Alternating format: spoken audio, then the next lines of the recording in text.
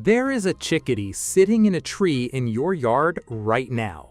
And every time you walk outside, it sends a specific call to the other birds in the area. That call has been studied at the University of Washington, at Cornell, and at the University of Montana for over 20 years, and researchers have decoded what it means. It is not a generic alarm, it is a personal threat assessment about you, specifically about you. The bird is telling the other birds in your yard in measurable, repeatable code how dangerous you are, how close you got, and whether they should be worried. And the most uncomfortable part of the story is that there are at least 7 things you are doing in your own yard right now, every single day, that the birds you say you love are actively begging you to stop. Not metaphorically, not poetically. They're signaling distress, alarm, and avoidance in ways that have been documented in peer-reviewed research for the last 3 decades. And almost nobody listens. Tonight, we walk through every single one. By the time we are done, you will never look at your backyard the same way again. Subscribe before you keep going, because if you have a feeder, a window, a cat, or a pair of garden shoes, at least 3 of the things on this list apply to you right now. Let's start with the one nobody warned you about. The color you wear in your yard changes how every bird in it responds to you.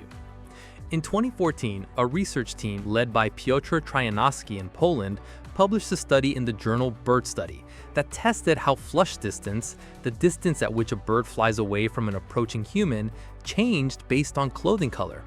Birds let humans wearing green and dark blue get significantly closer than humans wearing red, orange, or bright yellow. The reason has nothing to do with bird taste. It has to do with predator recognition. Bright, high-contrast colors, especially red and orange, register in the bird's visual system as the high-saturation warning palette used by hawks, foxes, and other natural threats. Bird vision also extends into the ultraviolet spectrum, which means colors look more vivid and more saturated to them than they do to you. The bird does not see a person in a red shirt. The bird sees a moving threat signal at full volume. And every time you walk outside in your favorite red sweatshirt to refill your feeder, you are reducing the trust the birds in your yard have built with you over months. The fix is simple. Soft greens, soft browns, soft blues, anything that reads to a bird's eye as foliage instead of fang. I am about to say something a lot of people do not want to hear. If you have an outdoor cat, your cat is killing birds. Not maybe, not occasionally, killing them. In 2013, Scott Loss, Tom Will, and Peter Mara published a study in Nature Communications estimating that free-ranging domestic cats kill between 1.3 and 4 billion birds every year in the contiguous United States. The most cited figure is 2.4 billion. 2 of every 3 of those birds are native species. Many of them are caught at feeders, where birds gather in predictable numbers at predictable times, making feeders the single most efficient cat hunting location in the suburban ecosystem. Your cat does not need to be hungry. Cats kill for play, for practice, for instinct. Even well-fed indoor-outdoor cats kill multiple birds per week during peak season. The birds in your yard know. They have alarm calls specifically reserved for ground predators. They reduce time at feeders when cats are in the area. They abandon nesting sites within 50 feet of a cat-using yard. The fix is brutally simple. Bring the cat inside. Indoor cats live more than twice as long, are not exposed to parasites and disease, and stop being the second largest cause of bird mortality in North America. There is no compromise that works here. Bell collars reduce kills by only about 40%. Catio enclosures work, indoor only works, outdoor access does not. Loss, Will, and Mara published a second paper in 2014 in The Condor, estimating that between 365 million and nearly 1 billion birds die every year from collisions with buildings in the United States. 44% of those deaths happen at residential homes, not skyscrapers. Houses like yours, your sliding glass door, your kitchen bay window, the picture window you put your feeder near. Birds do not see glass, They see the reflection of trees, sky, and open space. They fly toward what looks like safe passage and strike a barrier they have no neurological category for. Many die on impact. Many fly off concussed and die hours later in dense cover, which is exactly why you never find them. There are 2 windows in your house right now that are killing birds, statistically. You probably know which ones they are. The fix is cheap. External decals spaced no more than 2 inches apart vertically and 4 inches horizontally. Tempera paint patterns. Acopian bird savers, which are strings hanging in front of the glass. External screens or films. Internal decals do not work because the reflection happens on the outside surface. American Bird Conservancy publishes the testing data, and you can find their product reviews in 20 minutes. If you have not marked a single window in your house, your yard is contributing measurable mortality to the bird population every year. You just are not seeing it happen. If you trim your hedges, prune your trees, or remove brush between April and August in most of North America, you are destroying active nests. The Migratory Bird Treaty Act, in effect since 1918 in the United States, protects native birds and their nests during active breeding season. State and provincial laws extend this.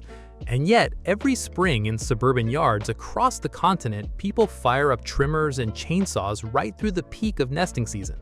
Carolina wrens nesting in hanging baskets, robins on porch ledges, catbirds in dense shrubs, mourning doves on the side of a planter. You may not see the nests. They are specifically built to be invisible, but the parent birds see you coming with the trimmer. They scream alarm calls. They abandon. Eggs cool and die. Nestlings starve.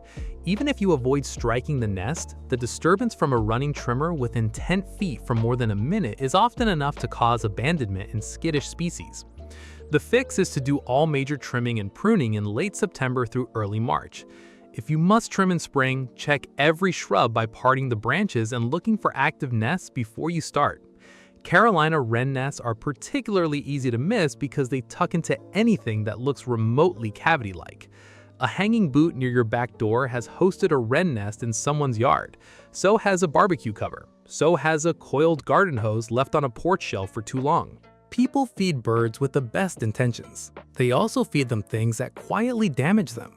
Bread, both white and brown, has almost no nutritional value for songbirds and fills their stomachs with empty filler. Salted or roasted nuts cause sodium toxicity.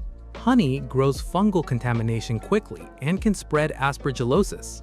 Avocado is toxic to many species. Chocolate is toxic. Onion and garlic are toxic.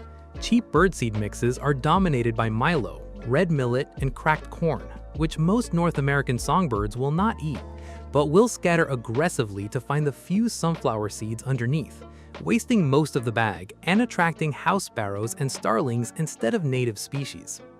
Dirty feeders are even worse. The 2021 pine siskin salmonella outbreak that killed thousands of birds across the western United States was spread directly through unclean feeders during a winter eruption.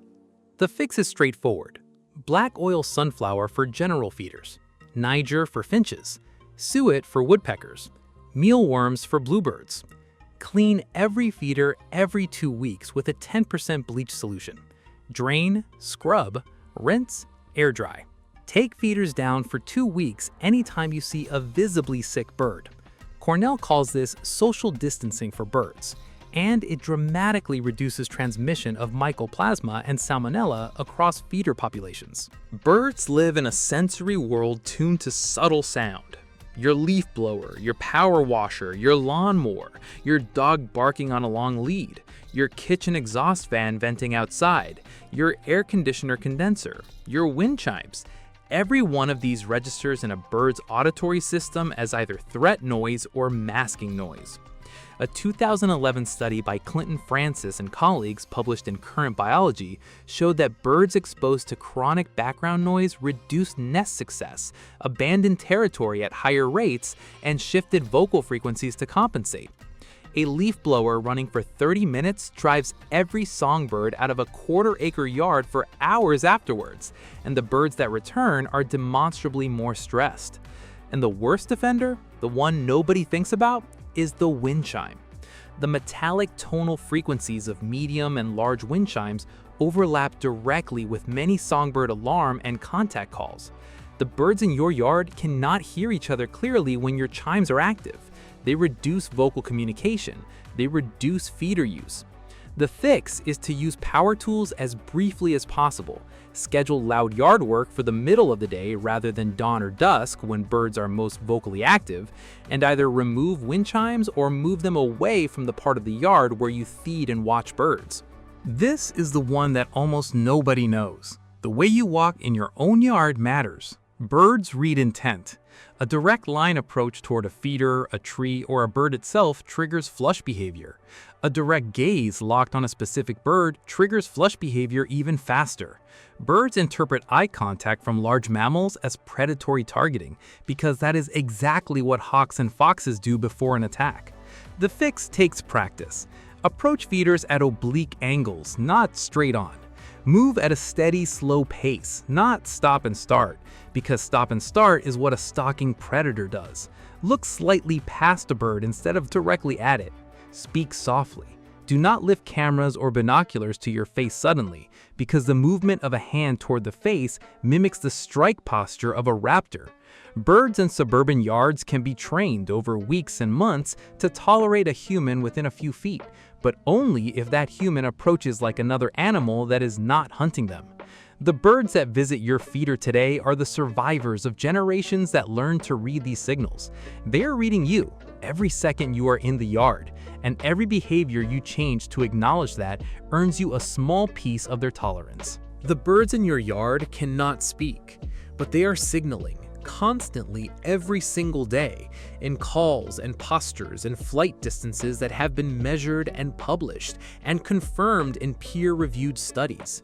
They are asking you in the only language they have to bring the cat inside, to mark the windows, to wait until September to trim the hedges, to stop wearing red, to clean the feeder, to put down the leaf blower, to slow down when you walk toward them. Almost nobody does. Most viewers of this video will not change a single thing on this list, but the few who do will notice within a few weeks that the birds in your yard get closer, stay longer, trust more, sing more openly.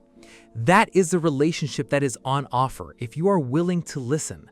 Tell me in the comments, which of these 7 were you doing that you did not know was a problem, and which one are you going to fix this week? I read every single one. I will see you in the next one.